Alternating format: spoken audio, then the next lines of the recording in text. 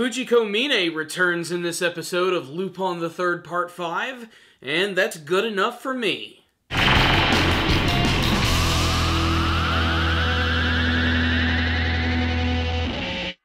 This was a classic episode of Lupin the Third Part 5. It's the first episode that gave me the feelings I felt when I watched the original Lupin the Third anime series and movies. And that's because this episode focused on all of the main characters and they all got to do amazing things. Lupin always coming up with amazing tricks, Jigen Daisuke always taking people down in a gunfight, Goemon doing impossible things with swords, and Fujiko Mine, well, just being Fujiko. This was a great episode of Lupin the Third, which was not only action-packed, crazy, and just all-around nuts, but it also had some room for character development, in particular from the new main character, Ami, who has a very disturbing backstory. But before we jump into that and some of the finer details of the episode, what's the story this week? Marco Polo has set up a brand new game for all of these assassins to play in order to give them some more incentive to take out Lupin. They have to kill him at a very certain date. That way they'll be able to cash out and make a lot of money in the process. The thing is, Lupin is able to use this to his advantage, and he manages to make all of these would-be assassins basically take each other out. This way, he doesn't have to do any of the dirty work. He allows Jigen and Goemon to go on and sweep up and take care of the rest, and basically that leaves us with a little bit of development for Lupin and Ami. I absolutely love how theatrical things actually get in this episode, like the fact that Marco Polo adds this brand new addition to the Lupin game, calling it Happy Death Day. That combined with the villains which appear in this episode just make for a very nice visual touch. They all look ridiculous, like one of them is a motorcycle metalhead who loves to blow things up. There's a crazy fisherman by the name of Ichiro who uses 2 fishing rods to fight against Goemon, which does not end up working out for him at all. There's another assassin who has see-through guns and knives. They're completely translucent, so you can't actually see them until you actually destroy them. And then, of course, there's the leader of the Rat Clan, who's this very old-looking Japanese gangster who has a cane, which also doubles as a sword. And he has an amazing standoff with Lupin in this episode, which has one of the biggest surprises of this one right here. The first half of the episode is basically all of Lupin and Ami desperately trying to escape from the assassins from their attack in the last episode.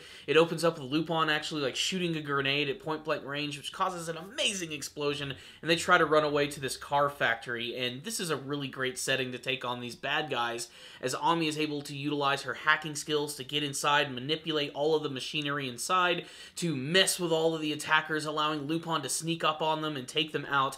It's absolutely thrilling, especially when they manage to get a car and bust out of there, but Ami does actually manage to get shot, and basically this is being used as bait. They're trying to go after her in particular, knowing that if they keep Lupin alive, they're going to get a lot more money. This is mostly coming from the leader of the Rat Clan, but his opinions on Lupin change a little more towards the end of the episode.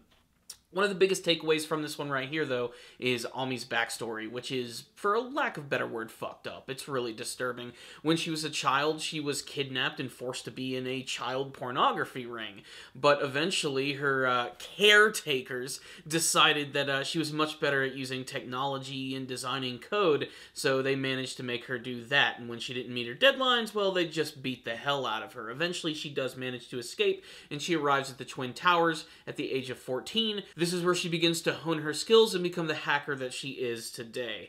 Most of the best parts of this episode in terms of her development comes with the discussions that she has with Lupin. As what I love most is, it almost seems like at first Lupin might want to decide to bring her into his group because of how incredibly awesome she is. He even refers to her as his logistics agent, which I thought was pretty funny. But no, he actually wants to utilize her skills in the real world. He doesn't want her to be a part of this whole thieving thing. That and the fact that they also delve a little bit into Lupin's relationship with Fujiko Mine. It's pretty obvious at this point that Ami seems to be gaining some sort of feelings for Lupin, but doesn't quite know how to express it herself.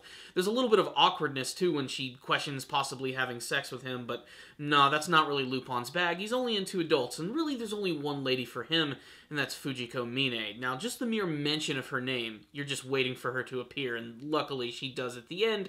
And this is after watching Jigen and Goemon and Lupin foil some of these assassins, which are definitely some of the best parts of the episode. But her overall entrance at the end, just coming out of the sky, flying right in front of Lupin, and then casually pointing a gun at him saying, if anyone's going to kill him, it's gonna be me. It's classic Fujiko. It's exactly what I would expect from her character, although I have a feeling she's probably just messing with Lupin at this moment. I don't think she'd ever truly want to kill him, although it's kind of hard to say with her, to be perfectly honest. So what's the rundown on this episode of Lupin the Third Part 5? Lupin keeps guns in his shoes. That's definitely one of the coolest things about this episode, is watching the Lupin gang go up against all of these assassins, forcing them to take each other out, allowing them to just sort of go around and casually take them out with all of their unique skills. Everybody gets to do something awesome. Jigen being a master at using his gun. Goemon has an amazing scene where he's fighting against the fisherman who's using 2 fishing rods, which I don't even know how he thinks that's going to work, but there are these weights on the end of the lines that go out and swing in multiple directions. But Goemon just cuts through all of this, and there's a fantastic scene where the fisherman looks like he's about to get the upper hand, but Goemon's like, maybe you should pay attention to what actually just happened in the battle, and then they cut to a shot of this guy's hands just on the ground, and he doesn't even realize that both of his hands were just cut off. It's insane and so cool in the best way. But Lupin's little confrontation that he has with the leader of the Rat Clan is fantastic, especially with the gun that he keeps stuck in his shoe. He has kind of like a little Western standoff with this guy who's an amazing shot. And Lupin has one gun in his hand, but then he has the hidden gun in his shoe, and you see them both shoot, but you don't know that he has the hidden gun yet. And then his opponent falls over, and then you see the gun is revealed coming out of the toe. It is such a great moment, and it's so classic Lupin in the way that he would actually do that. I also just especially loved finally seeing Fujiko in this show. She's such a popular character, so much so that she got her very own personal spin-off, and what I personally believe maybe is the best Lupin the Third anime series that I've ever seen in terms of artistry, storytelling, and just overall provocativeness. It's just something that she completely just absorbs and just gives to the viewer every single time she's on screen, and it makes her such a fantastic character. That, and let's just get over it, guys. She's sexy as hell and just plain awesome. Her entrance at the end of this episode was certainly welcome, and I really enjoyed it. But I'm still loving the little development we're getting between Lupin and Ami, which is really an interesting prospect for the series, and definitely something they seem to be doing a lot more in the modern Lupin series, where they introduce a character who goes along with Lupin and his gang, and they end up having a pretty big effect on the main character.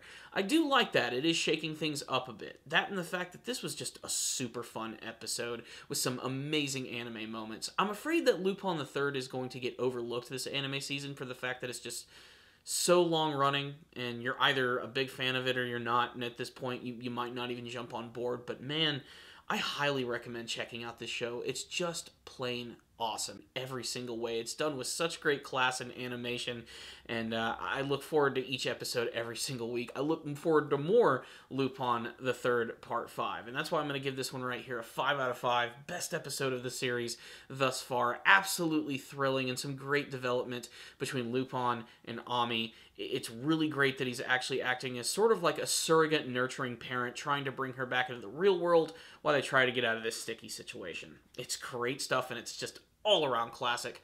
So, yeah, that's my thoughts on the episode, 5 out of 5. I'd love to hear yours. Tell me in the comment section below, and what you hope to see from the rest of Lupin the Third, Part 5. Thank you guys for watching this review. I'll see you guys next time, and as always, stay down now, baby.